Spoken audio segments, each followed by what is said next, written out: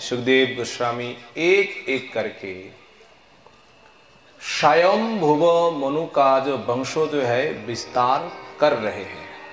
केवल 3 कन्याओं में 2 कन्या की कथा हमने सुने हैं। 2 पुत्र भी है। एक पुत्र का नाम है उत्तानपाद और एक का नाम है प्रियव्रत। प्रियव्रत स्वयंभुव मनु का ज्येष्ठ पुत्र है, पर ज्येष्ठ होने पर भी छोटा जो पुत्र है प्रियव्रत ही राज सिंहासन में बैठे। कारण वही है, प्रियव्रत है, प्रियव्रत बन चले गए, उत्तानपाद ही राज सिंहासन में बैठे हुए हैं। उत्तानपाद का 2 पत्नी है। एक की नाम है सुरुचि और एक की नाम है सुनीति। देखिए, रुचि और नीति, इनके सामने सु लगा दिया गया है। सु एक उपसर्ग है। सुनीति, जिनके जीवन में सुनीति है उनका फल जो है उत्तम मिलेगा। क्या मिलेगा? उत्तम नहीं, ध्रुव। ध्रुव होता है कभी भी नाश नहीं होने वाला है। और सुरुचि जो है उसका फल क्या है? उत्तम। और उत्तम क्या है? 2 दिन के लिए उत्तम है, 3 दिन के बाद सब विनाश है।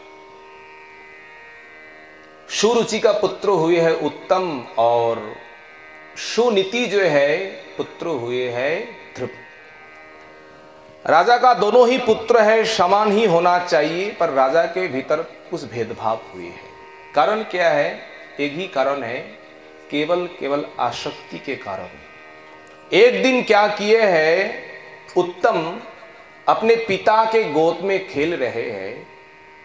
उसी समय ध्रुव आए हुए हैं। पिता के गोद में चरने के लिए प्रयास तो किया है, पर राजा ने दोनों हाथ उठा करके अपने गोद में बैठा नहीं पाए। सामने ही सुरुचि है। सुरुचि को देख करके, सुरुचि से वो राजा अत्यंत भयभीत हुए हैं। देखिए, जो राज चक्रवर्ती सम्राट है, सभी प्रजा उनके वश में है और घर में एक स्त्री के हाथ में वो पराजित है। तो ये राज चक्रवर्ती सम्राट नहीं है। तो राजा ने तो आदर नहीं कर पाए पुत्रों को। वो सुरुचि जो माता है, सतोली माँ जो है, ध्रुव के सामने आकर के इस प्रकार बात कही, ये ध्रुव, ये जो राज सिंहासन जो है, पिता का गोद जो है ना, सबके भाग्यों में नहीं है। बोले क्यों मां? बोले इसलिए तुम जहां जन्म लिए हैं वो गर्भ जो है वो अत्यंत नीच है।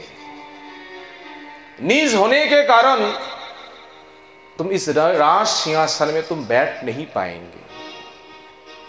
सुरुचि ये भी कही, अगर राज गद्दी में बैठना है, उत्तम गर्भों में जाकर के गर्भ जन्म लेना है, तो क्या करना चाहिए? जाओ वन में जाकर के भगवान का भजन करो, भजन करके भगवान को संतुष्ट करो, संतुष्ट करके भगवान से ये वर मांगो,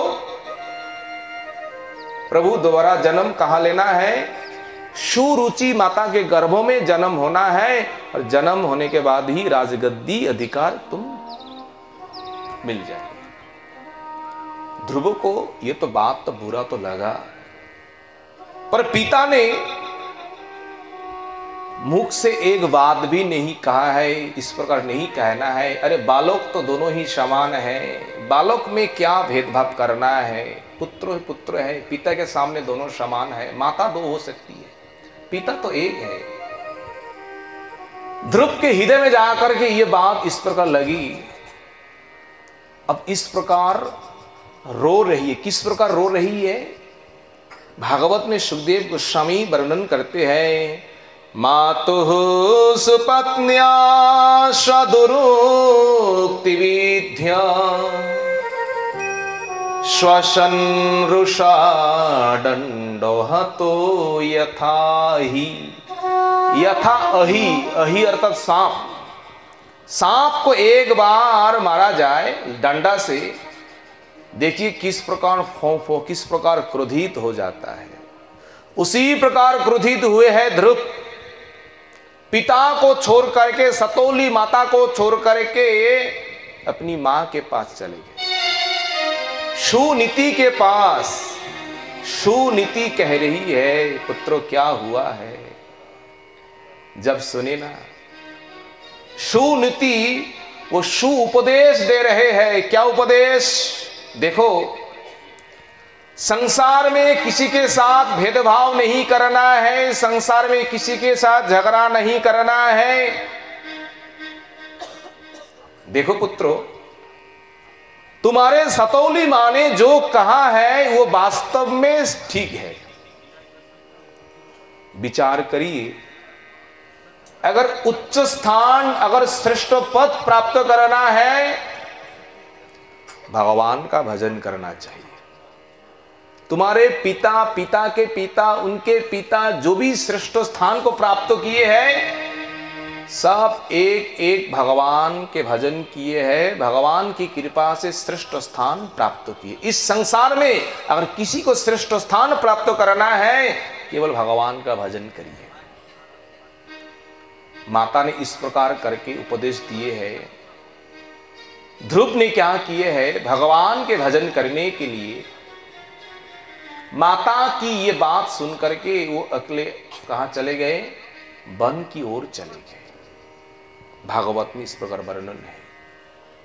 जब वन जाने लगे, छोटा सा बालक है 5 साल का, सामने देवर्षि नारद आए हैं। कहने लगे, ये बालक क्या नाम है, परिचय क्या है? देखने में तो यही लगता है कोई राजकुमार है, क्षत्रियों का कोई पुत्र है। अहो देखिए, क्षत्रियों का क्या मान है, क्या अभिमान है। छोटा सा बालक, और अपनी माता की इस प्रकार बात सुन करके अब माँ बाप को छोड़ करके, घर को छोड़ करके वन जा रहे हैं। बालक क्या नाम? नाम है ध्रुव। परिचय सब कुछ जान गए देवर्षि नारद। ध्रुव से कहने लगे, देखो वन में जाकर के रहना ये किंतु सबके लिए उचित नहीं है। वन में वही जाते हैं, कौन? सबका अधिकार नहीं है। अगर कोई जाए तो शेर भल्लू जो है, सब जीव जंतु उनको खा जाएंगे।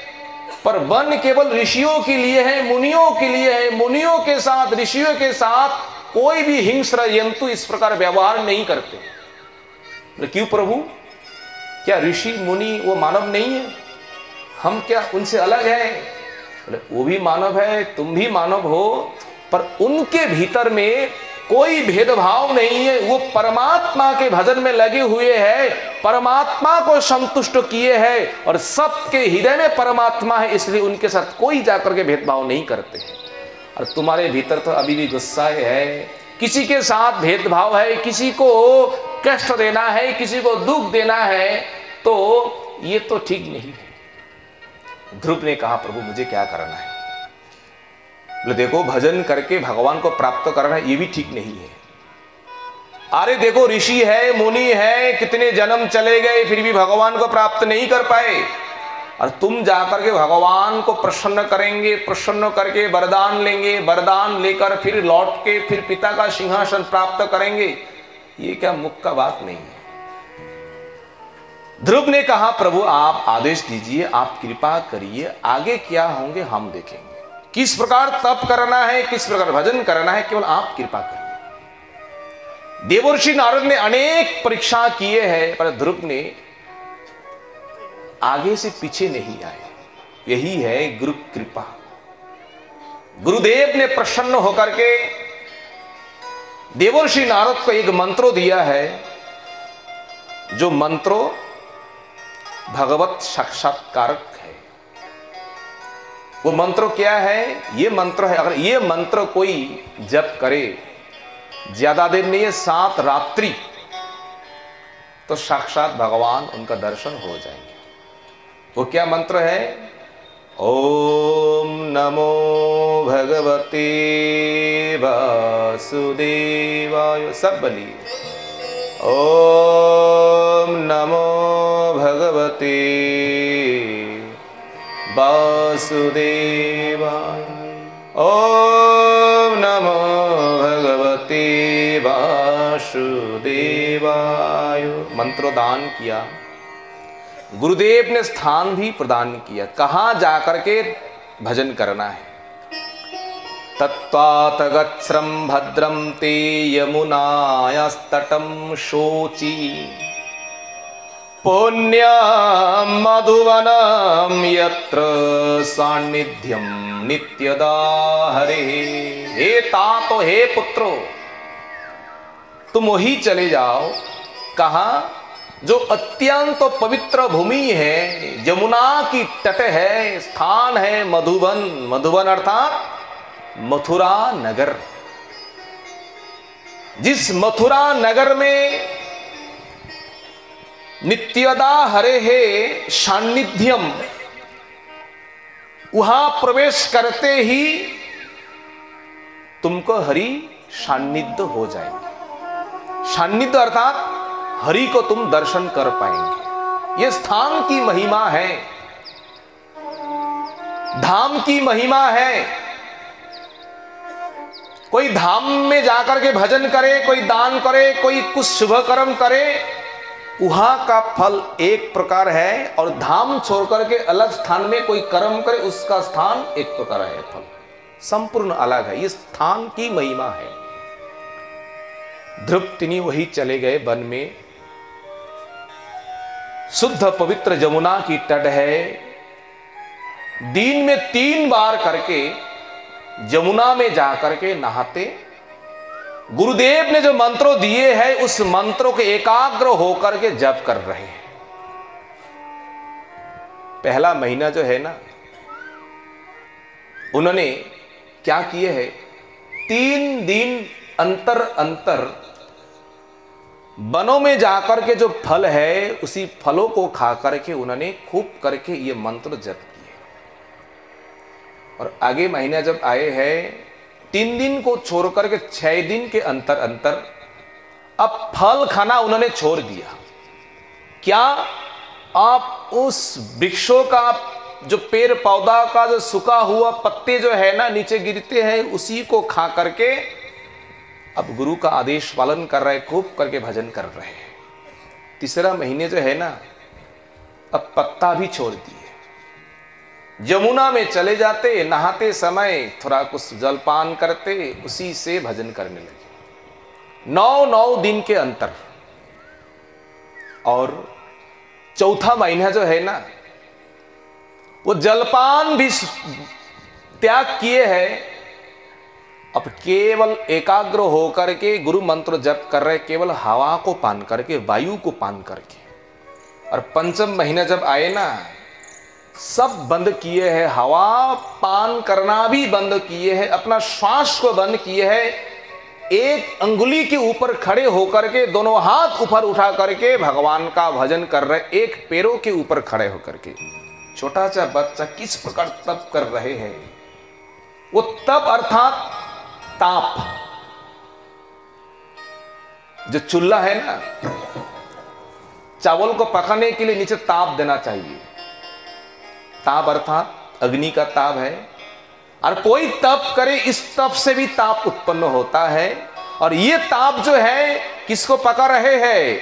ऊपर में जो लोग हैं, तीनों लोग को ऐसे चावल जैसा ऐसे पका रहे हैं। सभी देवता छटपट कर रहा है, अरे ये नीचे से ताप कहां से आ रहे हैं? सब जाकर के भगवान के शरणापन्न हुए। भगवान ने कहे है, भय करने का कोई जरूरत नहीं है, कोई शत्रु नहीं है, ये कोई असुर नहीं है, ये मेरा छोटा सा एक भक्त है, ये तप कर रहा